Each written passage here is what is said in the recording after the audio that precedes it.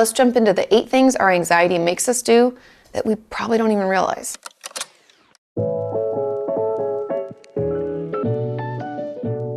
Number 1, digestive issues.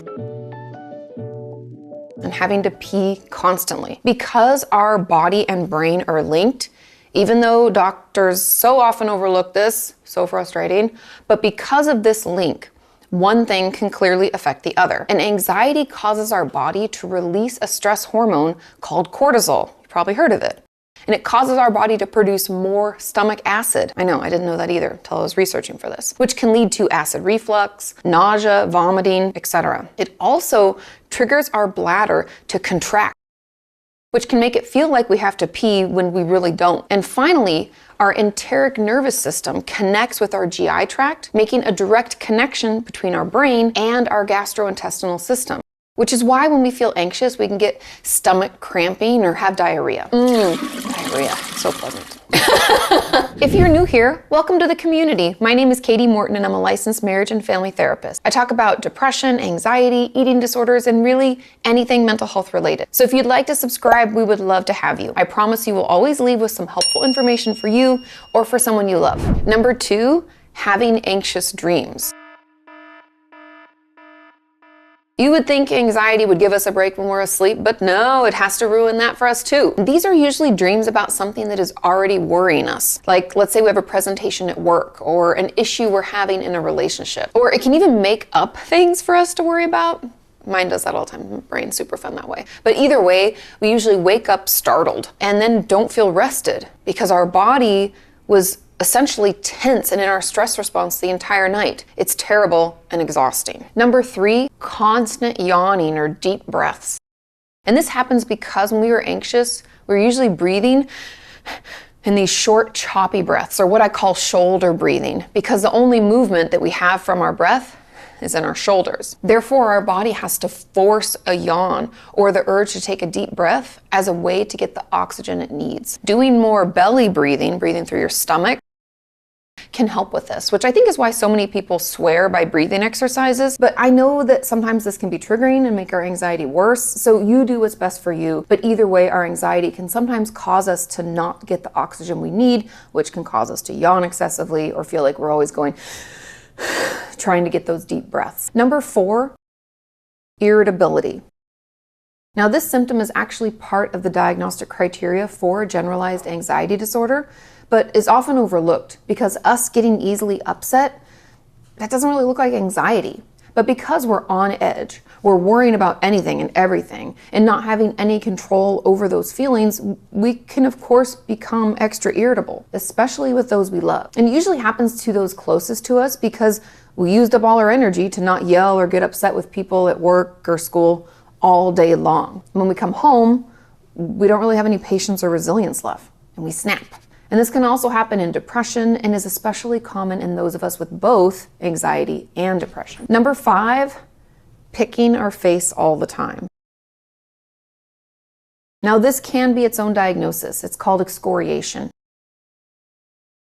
And I have a video about it if you want. But this is when our skin picking is getting in the way of us being able to do what we do. So it causes significant distress or impairment. But what I'm talking about here is that those of us who struggle with anxiety tend to be what I would call a picker, meaning that it's difficult, if not impossible, for us to not want to pick at our face, our nails, fuzz on clothing or blankets. We can scratch and pull on things without even realizing we're doing it. And it's usually because we're so keyed up and overwhelmed that our body is looking for some movement to help get that anxious energy out of us, or at least distract us from the uncontrollable worry for just a little bit. Number 6, grinding our teeth at night or during the day. Now, this can be caused by many things, but my dentist had told me that the most common causes for bruxing, which is when you do it when you're asleep or awake, that's that teeth grinding, is stress and anxiety. And I assume it's just like the picking behavior, and it's a physical manifestation of our anxiety because our body essentially doesn't have another outlet. It's like all of this energy is queued up inside of us.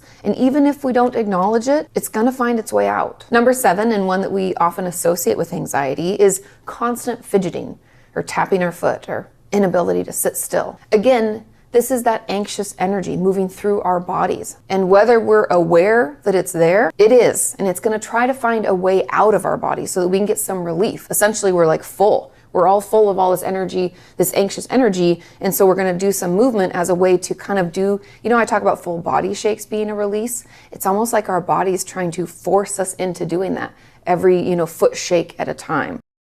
And this is something as a therapist, I always notice in my office, and I know people hate this, but I will call it out and draw your attention to it because it is something we often do unconsciously, right? It's just something that happens. Some people just say, oh, I just always shake my foot, or, oh, I've always just been a little more fidgety. I would argue, no, I think that might be related to something else. And so I'm going to call it out so that you can be more aware and we can see what comes up for you when you aren't doing that thing, because that often tells us a lot about it. And this is especially common with my eating disorder patients. They feel like they always have to keep moving, and is another reason why I will always draw our attention to that excessive movement. Number 8, sweating. Even when it's not hot, because our body's in overdrive and it's overwhelmed, our nervous system, which is sensitive to our emotions, stress, and anxiety, it activates our sweat glands as it readies us to protect ourselves or fight to control the worry that we're experiencing. Our nervous system also dumps those hormones, cortisol and adrenaline, which causes our body to heat up. So even if our sweat glands aren't triggered, we can all of a sudden feel this rush of hot, this heat rush, and we'll sweat as a result. Also, this kind of sweat is different from regular workout or I'm in the sun and I'm hot sweat, because it was triggered by our mental state, and it activates our apocrine sweat glands. I might be saying that wrong, and I apologize if I am, but workout sweat comes from our eccrine sweat glands. And these sweat glands are larger and in areas with more hair and tend to have more proteins and lipids in them. So anxiety sweat tends to be more pungent. I know, it's terrible. I hope you found that helpful, and I hope that this video reminds you that you're not alone. And some of the strange or maybe embarrassing things that you're going through are due to your anxiety, and nothing is wrong with you. Anxiety is one of those mental illnesses that has turned into a term people use to describe just about anything. You will hear someone waiting to give a presentation at work and say something like, I'm just really anxious about it. Or if someone tells us that they did something that we think is scary, we can say, oh my God, that would make me too anxious, and without understanding what anxiety really is. In short, generalized anxiety disorder, or GAD, is when we have excessive anxiety or worry that is uncontrollable.